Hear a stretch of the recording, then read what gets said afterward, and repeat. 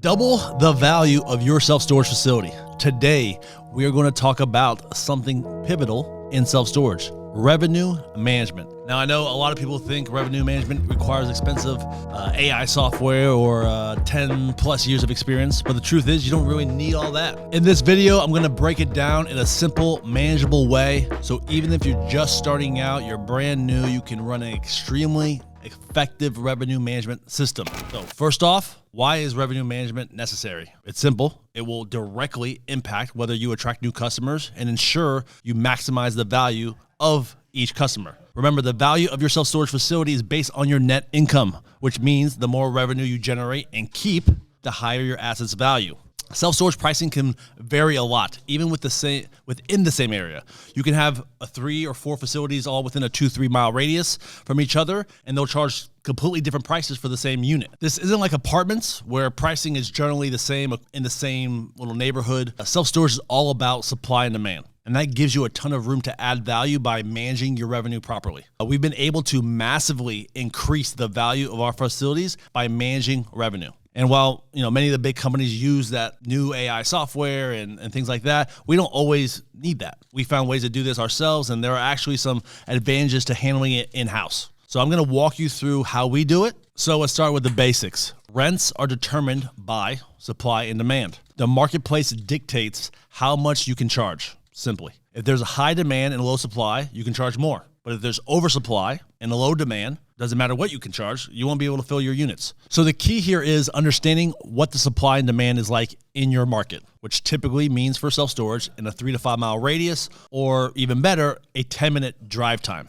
So self-storage is a commodity. Each unit is a commodity, but the market often represents it. Some mom and pop operators don't raise their prices and don't do any marketing and are totally out of touch with the market. This is where your opportunity is. We buy these underperforming facilities, we increase the rents, we manage the revenue better, which results in massive value increases. I'm talking about doubling the value of some self-storage facilities by simply increasing security, beautifying the property, and then simply managing rents effectively. So let's say you got a small facility, maybe 10,000 or 50,000 square feet. You're not a big operator, so how do you manage revenue effectively without hiring a third-party management company or using expensive AI software? The answer is simple: pick up the phone. You have to research the competition. Now, of course, we use technology like Radius Plus and more affordable software to obtain the majority of our data, but sometimes the data is incorrect or not up to date. So we still have our manager get individual pricing per unit by calling the competition. We honestly make friends with our competition. And the first thing you need to understand is that not every unit that is the same size should be priced the same. Every tenant should have an individual pricing structure based on supply and demand and your occupancy at the time of them renting that unit. So if you are the only one in the market that has a 10 by 30, everybody else is sold out, and yours is the only available one to rent, you shouldn't be charging the same rate that you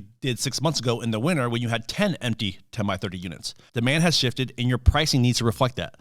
This is how you can significantly increase your revenue. Another aspect of revenue management is handling rate increases. Now, the big REITs are advertising very low prices right now and then implementing a quick and a consistent rent increase strategy, typically every 3 months, to get them to market rent and beyond. So typically in our sites, we've been doing rent increases every 6 to 12 months from the day they rent their unit. So every day I wake up knowing that someone somewhere across our 2,000 plus units got a rate increase yesterday, and that means today I'm making more money than I did the day before. This compounds every time and is how you ensure consistent revenue growth. So don't make the mistake of giving a blanket rent increase to all your tenants at the same time. That's where you'll run into trouble. Instead, schedule individual rent increases and train your tenants to expect them. When you do this regularly and tenants accept it as part of the deal, then you'll have fewer complaints. Now, as you move into medium and large facilities, the principles remain the same, but the stakes, a little bit higher.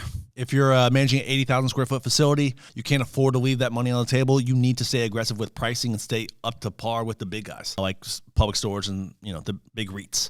And that means consistently tracking your market rents and keeping your tenants on a rent increase schedule and staying competitive with those local facilities.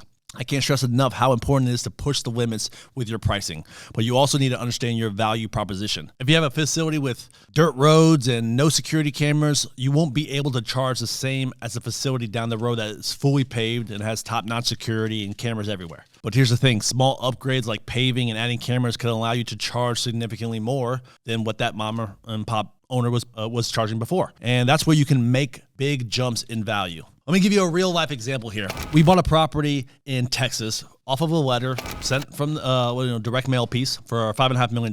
The place was well kept, but prices were below market and their expenses were very high, higher than industry average. The seller didn't have any debt on the property, so he didn't mind, not raising rents because it was all net income to him. So we added security, upgraded the facility, spent about $150,000 in improvements, immediately sent out rent increases across the board. Some tenants saw rent increases of 37%. And, some people moved out, but guess what? We filled those units right back up. And within a couple months, we were back at a stabilized occupancy. And now this facility is worth almost $10 million. Bang, bang. So what did we learn today? Individual pricing and active rent management are the keys to unlocking massive value in self-storage. Whether you're running a small facility or a huge one, this is totally manageable with you and the manager. Secret shop your competition, stay on top of pricing, and make sure you keep tenants on a rental rate increase schedule. By doing this, you'll increase your revenue monthly, month after month, and your facility's value will grow right along with it. If you want to buy your first self-storage facility, I can help you do that. I'm hosting a 2-day intensive training where you'll learn how to identify markets and source deals, analyze and underwrite these opportunities, negotiate with sellers, and structure offers, creative finance offers. We'll give you all the paperwork and show you how to run due diligence on these deals when you're already contracted. We'll show you how to get deals funded, whether it's seller financing, bank financing, private money, the initial takeover and setting up the property for success, and how to automate the facility and buy more deals. If you want to learn how to create financial freedom through self-storage, click the Self-Storage Success Summit link below in the video description, and I'll see you guys at the next one or at that 2-day event. Bang, bang.